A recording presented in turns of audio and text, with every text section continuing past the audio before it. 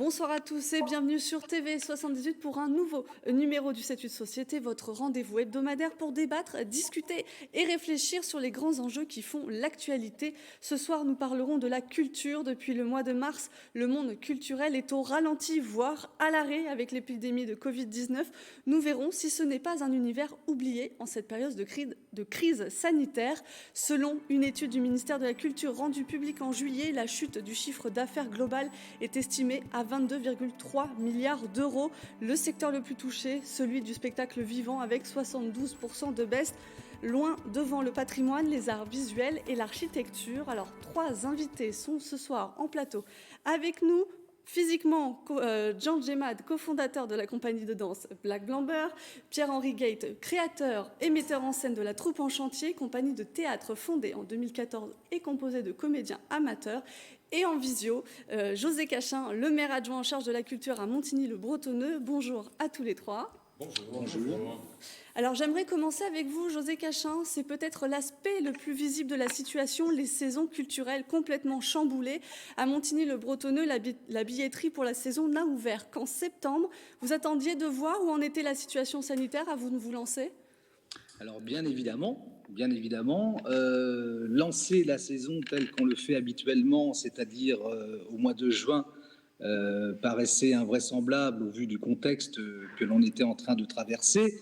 Et puis la rentrée de septembre n'était guère plus rassurante. Donc nous avons pris plusieurs initiatives par rapport à ça. Habituellement, lorsqu'on ouvre la billetterie des spectacles, on ouvre une billetterie sur une saison complète, c'est-à-dire de septembre à juin. Cette fois-ci, nous avons pris la décision de n'ouvrir la billetterie que jusqu'au mois de décembre, car l'impact est fort, l'impact financier est fort, et avec ce questionnement aussi de savoir si le public allait répondre présent à cette ouverture de billetterie. Voilà en quelque sorte la façon dont les choses se sont passées. Maintenant, bon, je pourrais m'étendre un petit peu sur le sujet, mais je vais aussi laisser la parole aux deux invités que vous avez sur le plateau, parce que je pourrais en parler longuement. Oui, justement, vous le dites, que la crainte que les gens ne retournent pas dans les salles de spectacle, on le voit avec le cinéma. En septembre, la fréquentation était de moins 51% par rapport à 2019. Et cette fréquentation, l'envie de retourner dans les salles, c'est l'objet de notre question aux téléspectateurs. La question, maintenez-vous vos sorties culturelles, cinéma, théâtre, musée, concerts, malgré la crise sanitaire et les mesures mises en place par le gouvernement? Et nos téléspectateurs ont répondu à 53% non. Jean Djemad, vous êtes plutôt du côté de la scène. C'est un résultat que vous comprenez, que vous craignez ? Oui, qu'il y ait moins de fréquentation, on le craint forcément. Mais au-delà de cette conjoncture, ce qui est en train de se détruire, c'est un type de rapport entre les gens, où l'art joue sa part, joue son rôle. Et ça, c'est encore plus inquiétant, parce que ça nous met en perspective d'une forme de société où, comment dirais-je, ce rôle que l'art, et j'ai pas dit la culture pour le coup, parce que je distingue bien l'art dans ce qu'on peut ensuite concevoir comme la culture, que ce rôle puisse... Aujourd'hui, il faut réfléchir à des alternatives qui nous permettent de cultiver notre désir de faire société, de faire groupe. C'est vraiment le fond de la question.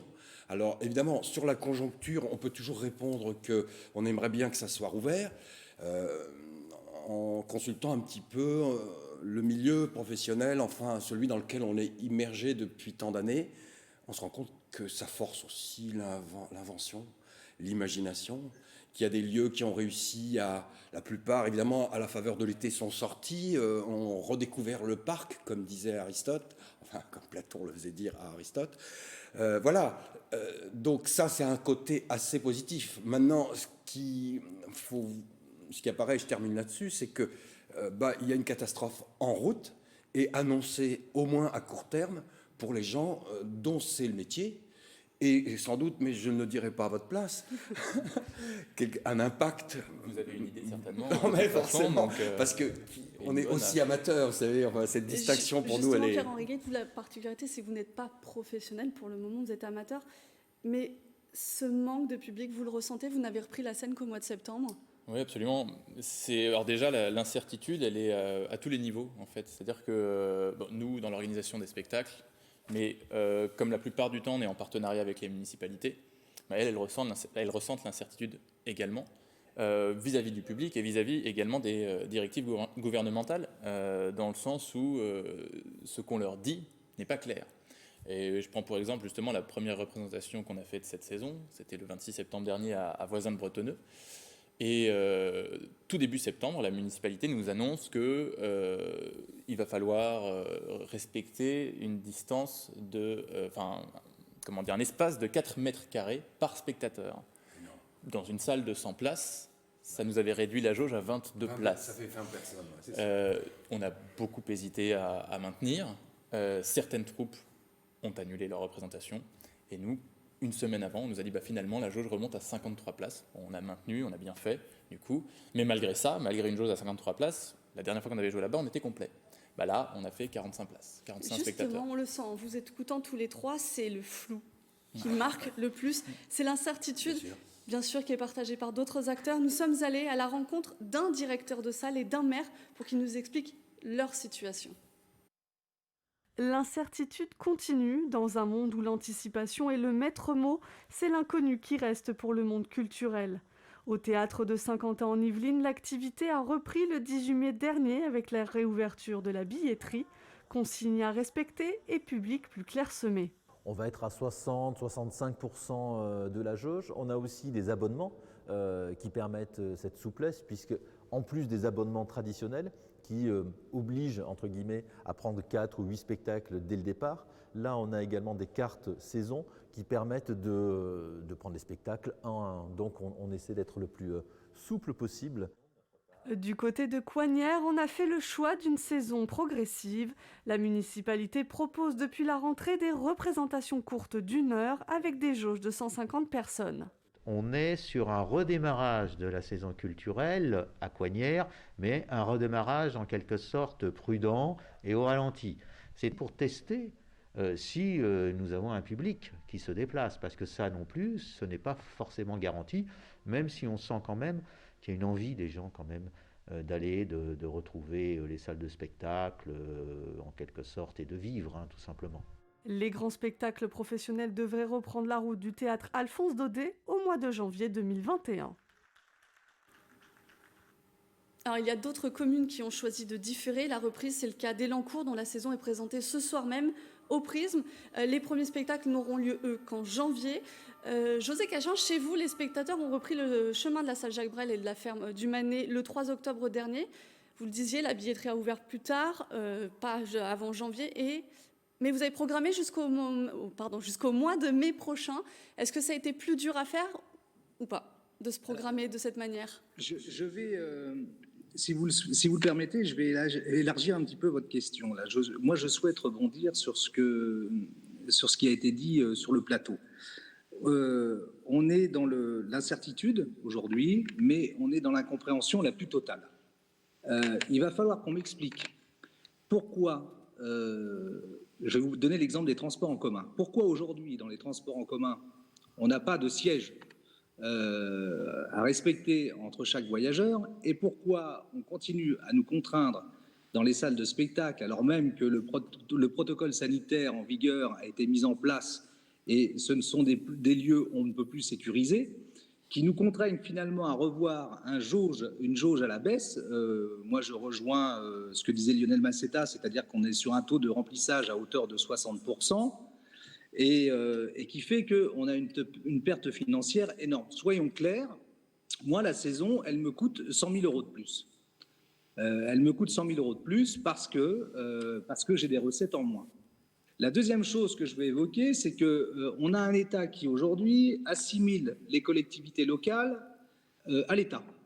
Et donc, autant il y a des dispositions financières qui ont été mises en place pour les producteurs de spectacles, etc., et ça, c'est tout à fait recevable, autant on ne se préoccupe pas de l'impact budgétaire que ça peut avoir sur les collectivités locales. Nous, à notre niveau, on vient de faire un courrier à l'attention de Madame la ministre de la Culture, où on demande à être soutenu financièrement parce que nous sommes aussi, nous produisons également des spectacles, nous avons cette possibilité de le faire et financièrement, je ne comprends pas qu'on ne soit pas aidé par rapport à ça. Un plan de Maintenant, relance a été annoncé par le gouvernement en septembre dernier. Il y a aussi un flou sur ce que les collectivités vont pouvoir les collectivités vont pouvoir bénéficier. Ah, mais il y a plus qu'un flou. Il y a plus qu'un flou. C'est même pas une incertitude, c'est pire que ça. Je veux dire. Et puis aujourd'hui, il ne faut pas oublier que vous avez des gros producteurs de spectacles qui, eux, mènent leur saison tambour battant et n'ont pas tellement de problèmes parce qu'ils ont les moyens de rebondir. Mais là, on est en train de signer l'arrêt de mort des petites productions. Parce que eux n'arrivent pas à caler des spectacles. Il y a une telle frilosité de la part des collectivités locales, et ça peut se comprendre, qui font que voilà, les choses ne peuvent pas se mettre en place. Maintenant, pour répondre plus précisément à votre question concernant la saison culturelle, vous savez, une saison culturelle, ça se prépare 1 an, voire 1 an et demi à l'avance. Donc, ça veut dire quoi? Ça veut dire que si on veut être en mesure de pouvoir faire une programmation de qualité, il nous faut mettre d'abord des options, puis des engagements contractualisés auprès des productions. Revenir en arrière, annoncer aux productions aujourd'hui que les spectacles ne peuvent pas se produire, ça sous-entend aussi de devoir rembourser des contrats de cession, mais ça veut dire aussi se mettre en quelque sorte certaines productions à dos, et c'est toute la difficulté de programmer dans l'avenir. La production, la mise en place de spectacles, c'est un réseau, il faut entendre les uns et les autres. Donc nous, en ce qui nous concerne, sur la saison à venir, comme je vous le disais tout à l'heure, on a une programmation qui de toute façon est annuelle, et elle est arrêtée comme ça, elle est arrêtée jusqu'au mois de juin. On voulait s'assurer que le premier trimestre, que le public puisse répondre présent au premier trimestre. Et là, on a une vraie participation du public, la même que d'habitude. La même que d'habitude, c'est vous dire, un des spectacles a affiché complet en 2 minutes au moment de l'ouverture de la billetterie. Donc le public est bien présent. Maintenant, nous, on se doit de notre côté de faire les choses avec une extrême vigilance, de calculer financièrement l'impact que ça peut avoir. Voilà. Mais il n'empêche qu'il faut que tout ça redémarre à un moment donné. Il faut que tous les acteurs puissent jouer pleinement leur rôle.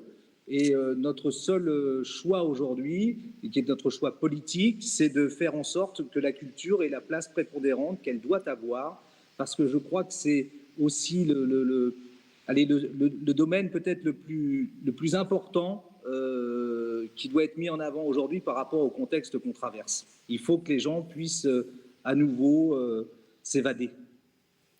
Jean Djemat, je voudrais rebondir sur ce qu'a dit José Cachin. Les subventions, la frilosité de certaines salles, est-ce que les B3 ont du mal à se produire aujourd'hui? Il y a 2 choses. Les B3, nous on est en train de terminer cette histoire avec Christine, donc on ne peut plus être vraiment opposable, mais on a quand même une expérience qui nous permet d'observer les choses, et puis on se pose des questions pour Renault Junior qui vont devenir la compagnie empreinte. Alors, quand les entreprises sont de petite taille, eh bien, c'est paradoxal parce qu'elles subissent moins quand il y a des dommages. Il ne fallait pas être le Cirque du Soleil. Il ne fallait pas être des méga structures parce que là, c'est clair, ça descend en flammes. Mais ce que je voulais dire, et pour aller dans le sens de ce que vient de dire monsieur l'adjoint au maire de Montigny, mais oui, c'est un ensemble. Il n'y a pas un endroit où il faut en mettre, un endroit où il ne faut pas en mettre. Sinon, c'est qu'on n'a pas perçu comment tout ça est une globalité subtile, enchevêtrée. Prenons un exemple extrêmement simple.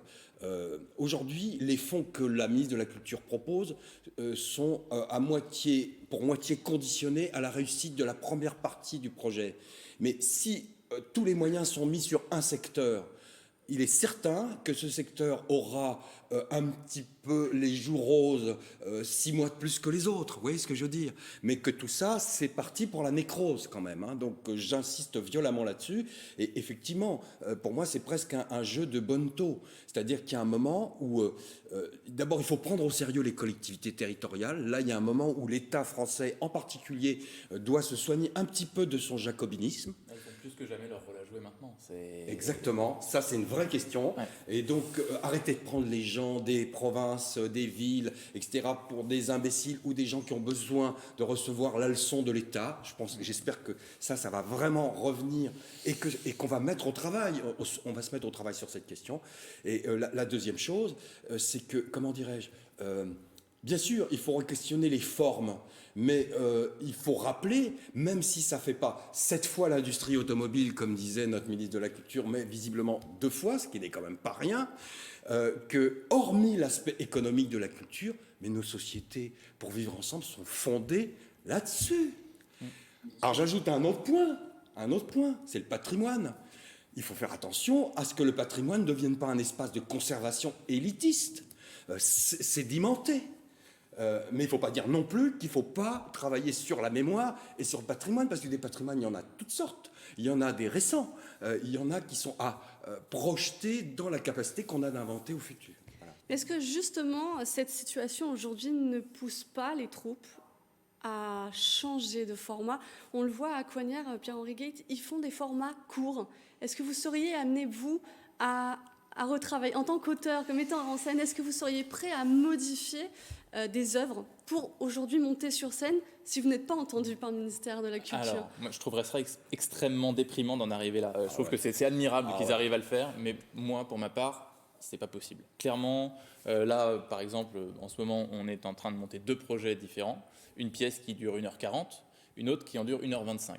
Je vais pas commencer à m'amuser, à sabrer dans mes pièces pour les dénaturer au final, pour enfin pouvoir les jouer. Ça ne m'intéresse pas. Ce qu'on veut présenter au public, c'est quelque chose de cohérent. Et puis le public a besoin de ça. S'il se déplace, ce n'est pas pour voir un format court, juste pour dire « je suis allé au théâtre ce soir ». En fait. C'est pas, ça, je pense que ça n'intéresse personne. Si effectivement il y a de nouvelles créations qui sont faites par des compagnies et qu'elles se restreignent en créant à ce format d'1 heure, évidemment, pourquoi pas, et je les encourage à le faire. Mais nous, on ne souhaite pas ça. Et je rebondis sur ce que disait monsieur l'adjoint au maire.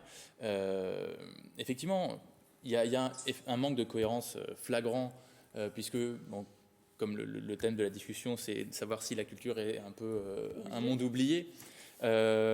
On a ce sentiment-là, que ce soit dans le milieu, je pense, professionnel ou dans le secteur associatif. Je ne pense pas que c'est forcément un manque de cohésion, de considération, mais il y a des mesures qui sont prises, des décisions qui sont prises, et ce dont j'ai l'impression, c'est que ce qui manque, c'est de la concertation avec les gens concernés. Parce que quand on entend ces mesures, on se dit, mais qui les a pensées en fait? Qui pense que c'est envisageable, que c'est applicable et que ça va permettre la survie de la culture? On est en train, là, si ça continue comme ça, de tuer ces secteurs, parce qu'on parle des salles municipales, c'est une chose, c'est un débat, mais il y a aussi, quand on regarde par exemple dans Paris, il y a des grands théâtres qui vont ouvrir et qui accueillir du public, qui vont pouvoir survivre quand ils ont 500 places, survivre sur 250-300 places, mais les petits caveaux, les petites salles qui ont 75-50 places, comment ils vont faire pour survivre? C'est terminé. Ces gens-là qui ont déjà du mal. Qu'à l'instant T, tous les trois, vous regardez avec précision les annonces qui arrivent chaque jour, qui changent. J'imagine qu'il y a ce flou-là aussi, de voir l'épidémie. Moi aussi, puis on voit quand même... Je vais juste, monsieur Gemma, vous allez commencer, on vous passera la parole, monsieur Cachin. Non, vu l'ampleur de la méprise, on se rend bien compte dans quelle phase on est. C'est-à-dire que même si un pan de ce paradigme furieux s'éclaircit, on sait que tout le reste ne fonctionnera pas. Donc, c'est pas la peine de rester toutes les 5 minutes avec un chronomètre pour se dire « Attends, je vais avoir une mesure, là, hop, je fonce ». Ça ne sert à absolument rien. On ne peut pas se projeter pour le moment, c'est sûr que c'est ça qui... Et José Cachin, j'imagine aussi que vous, à chaque fois, à chaque nouvelle mesure, vous vous dites comment l'adapter à votre situation? J'en souris. J'en souris aujourd'hui. Je rejoins ce que disait monsieur. J'en arrive à un point, si vous voulez, où je regarde plus ce qui se passe parce que je suis tellement dépité par rapport à tout ça que à un moment donné, voilà, il faut en prendre son parti. Il faut aussi assumer les choses. Il faut faire le choix de continuer à promouvoir toutes les actions culturelles, quelles qu'elles soient. Avec toutes les difficultés que ça comporte, parce que là, on évoque les saisons culturelles, etc. Vous savez, moi, j'ai 89 associations culturelles à gérer sur la ville, et dont un certain nombre d'associations de théâtre amateurs. On a en face de nous des personnes dans le cadre associatif pour lesquelles, moi, je voue une admiration sans faille pour leur dévouement, pour tout ce qu'elles font, parce que finalement, on sait très bien que le tissu associatif, c'est ce qui aujourd'hui... fédère et assure le lien social entre tous les individus, et on est en train de sabrer cette chose-là, quoi. On est en train de tuer, tout ce qui touche à la solidarité. Donc, qu'est-ce que vous voulez que je vous dise? Moi, je suis.